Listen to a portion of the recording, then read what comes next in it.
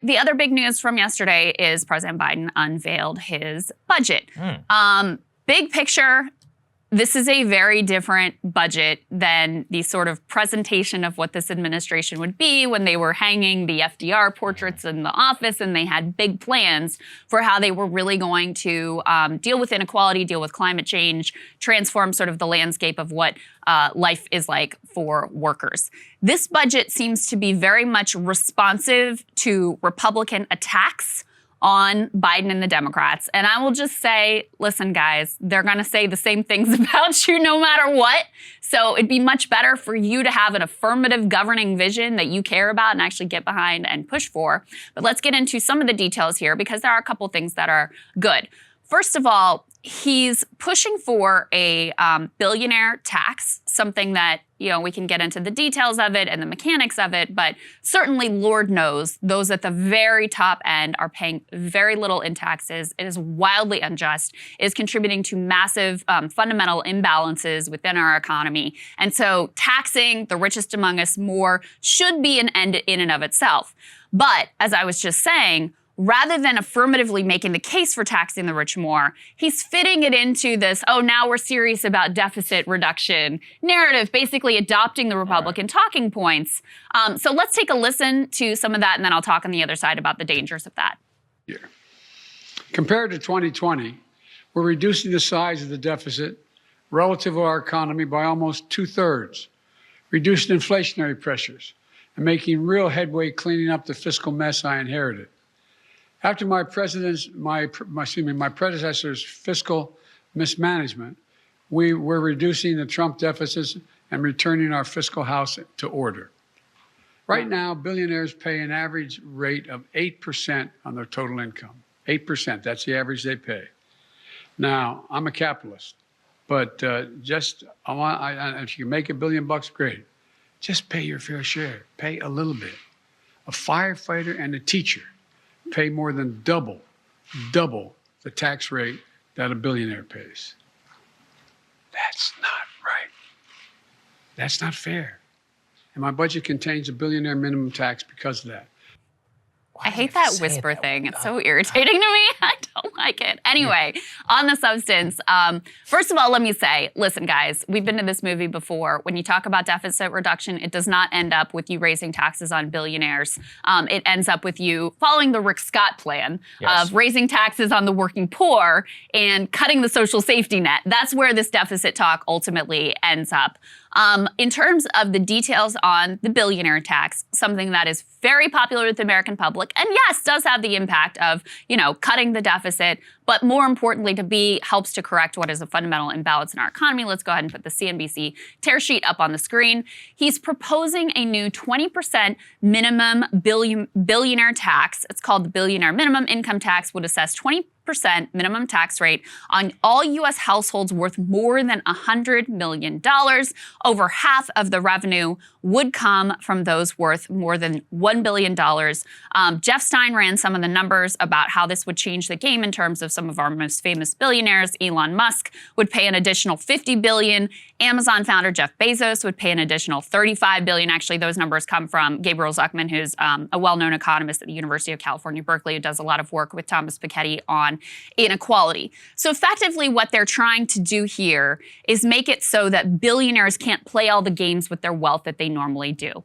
Typical billionaire isn't getting a lot of money from wage income.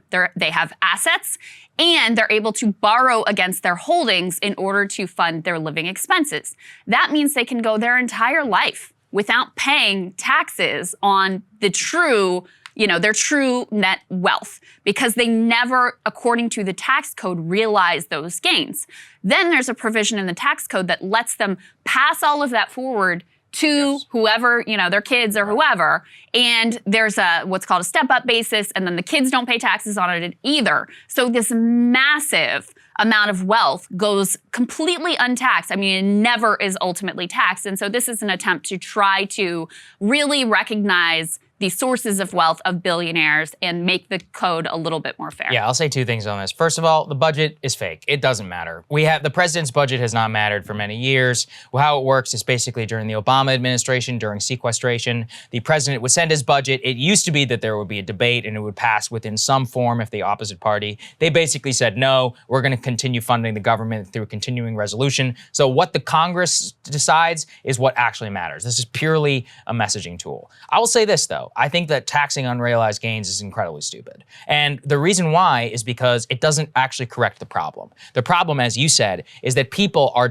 taking massive amounts of loans, Musk, Bezos, etc., based upon the actual unrealized asset. So you should tax the loan. That's what the actual cash income is. Same, we should fix the step-up basis because, again, that is the point where the wealth is then transferred over to the actual heirs who are, again, using the loopholes within the financial system to borrow against these assets. Same thing whenever it comes to very high-end real estate. So this would be a way in order to correct this imbalance while also addressing the problem and fix the incentive because the current incentive, it should not be a disincentivized to hold equity in a company, especially if you're going to start a company and it does, 100x to a billion. The issue is that you should not be incentive to never realize that gain and thus never have a taxable event. So the taxable event can say, hey, you can hold all the stock that you want, but you can either sell some to live or you can have a tax on the loan. Right. That's up to you. Yeah. And this is the issue that I see with all, this is the same thing in the equity markets too. And actually a way that you can get around some of the possible unconstitutionality of a wealth tax is that people buy all this art and then they take loans based upon the art. People buy all this stuff and then they take loans. And the rich people are always like, well, how are you going to tax it? It's not possible. We don't have to tax it. That's fine. The way that we do it is if you're going to float your lifestyle based upon this piece of art sitting in a Swiss free port, okay, then we're going to have a little bit of a discussion here. It's just, it's an unsophisticated way of trying to here's solve what the I problem. would say. Yeah. I don't feel that we're in a position to be too picky about how we ultimately tax billionaire wealth because the reality is, as you said, is this going to actually happen? Well, Probably it's not not going to happen. So if we were actually at the point where I thought this was going to be reality, I would be more interested in engaging in the specifics. I think you make a great point about how it might be a more elegant solution. We also know what happened when Biden was proposing getting rid of the step-up basis. People like Claire what's that lady's name from Heidi South Dakota? Heidi Heitkamp. Yeah. She's the one, remember, making up these completely disingenuous arguments for, this is going to hurt like family farmers. It was like she invented this scenario of a truck driver who inherits a log cabin that's worth tens of millions of dollars or something. I mean, it's just like the lengths that they will go to keep the step-up basis from being changed are completely insane. And so that got dropped from Build Back Better pretty quickly because of entrenched, moneyed, well-funded interests, both on the Democratic and the Republican side, making sure that it would never, ever come to pass.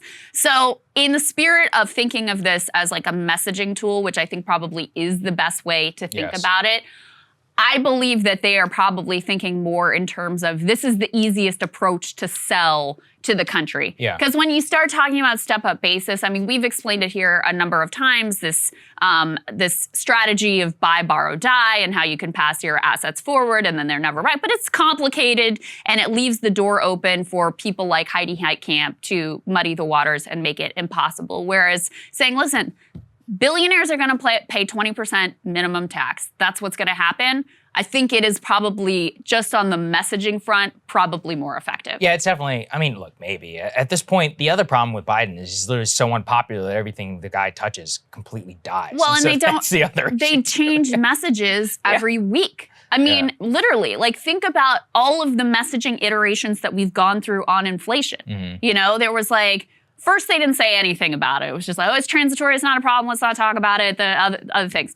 Then it was like, the infrastructure deal is gonna fix inflation, which was always a little bit silly. Although, I mean, if you had a real massive investment in infrastructure and dealing with supply chain issues, that would be a real answer.